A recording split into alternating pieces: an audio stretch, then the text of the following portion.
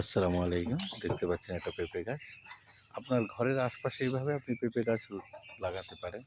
২-৪টা পেঁপে গাছ লাগালে দেখা যায় আপনার পুরা বছরের সবজি হয়ে গেল। পাকা পেঁপে খেতেও সুস্বাদু, প্রচুর প্রোটিন আছে এর ভিতরে। তো পেঁপে গাছ লাগানো কোনো কারিশমা না, আপনি লাগালেই হতে পারে। তো আপনি পেঁপে গাছ ঘরের আশপাশে ২-৪টা লাগাতে পারেন। দেখতে তো পাচ্ছেন আমার ঘরের কাছে অনেক পেঁপে গাছ ছিল। এই যে ২টা পড়ে গেছে বন্যায়। তো এভাবে একটা পেঁপে গাছে যদি এত ফলন হয়, তো আপনি 10টার পেঁপে গাছে কত ফলন হবে?